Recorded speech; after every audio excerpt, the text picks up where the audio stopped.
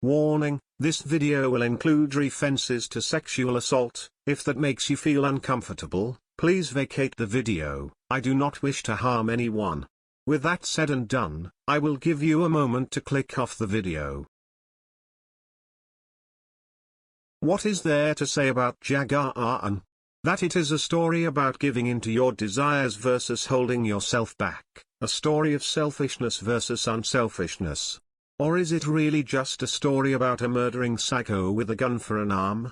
Well, why can't it be all of these things and more? Jagaaaaaan is the story of a downtrodden policeman living in Japan, who despite having a relatively stable life can't help but want for something more. What is that something more, you might ask?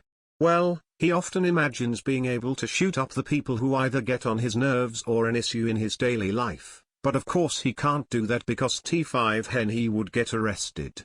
So, he continues to live his relatively normal, everyday life, with his girlfriend who is obviously pushing for marriage at this point, what with asking him to meet her parents and such and such. But then one day, frogs begin to fall from the sky like it's raining. But no one seems to take notice of this strange phenomenon, and our main character continues on with his life until one day when he ends up a train and bears witness to a man transform into a disgusting monster, and wouldn't you know it, he has some special power which allows him to shoot and kill the monster, saving everyone, yay.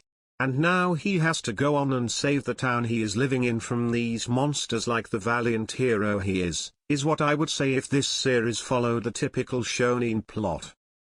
No, this story takes on a much more twisted and disturbing ride, exploring the mentality of our main character as he is forced to keep his desire in check lest he become a monster, while fighting for something utterly selfish, while at the same time facing off against a great many foes, whom each have their own desires and reasons for ending up where they were. Dealing with ideas of love and sex, the realization that fulfillment doesn't always come from someone's carnal desires but from the feelings of another, which are given to them freely while you feel free to return them in kind. The very idea of justice is put to the test in this series, with so many different interpretations being brought to bear, and each one, while not being perfect, can be justified from the perspective of the character of whom it comes from, and more important, the story never forces us to side with our main protagonist, never comes out and tells us that he is always in the right, and in fact on several occasions he does things which are utterly unheroic but at the same time are things which are very, very human. This story isn't afraid to look into the darker sides of humanity, the dark desires which can lie just beneath the surface of a kind facade, and how even the most amazing of people can be twisted by their desires, by the very idea that they are the hero of the world's story.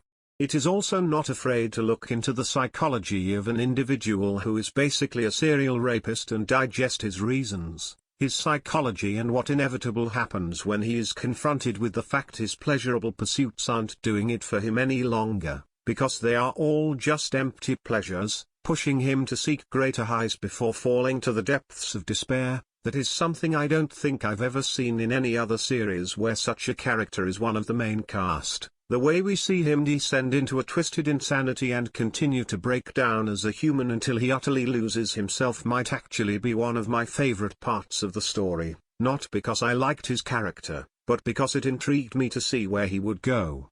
It also deals of isolationism and how it can result in you both not having worth in yourself and putting extensive worth into someone else, to the point you start actively trying to be that person. This entire story, in my eyes, is just an excuse to give in to the wonderfully twisted, cruel reality of humans and how even the worst of people can be suffering, which isn't something I'd expected when I opened the first chapter. Don't get me wrong, this story isn't perfect, far from it, but nothing ever really is, and if you're up for a story about psychopaths, people with gigantic hero complexes, selfishness to the extreme, debates over what is and isn't justice within the realm of a world that is collapsing all around itself into utter chaos, then I think you'll really like this series. And while we are waiting for the return of Chainsaw Man, we can all do with a little more insanity in our lives, if only to keep it interesting. But with that all said and done, I've been the Anonymous Weeb. I wish you a good day or night, and if you enjoyed the video, maybe leave a like to let me know, and subscribe if you want to see more. And tell me in the comments if you'd like me to make more videos about Jagaaaaaan.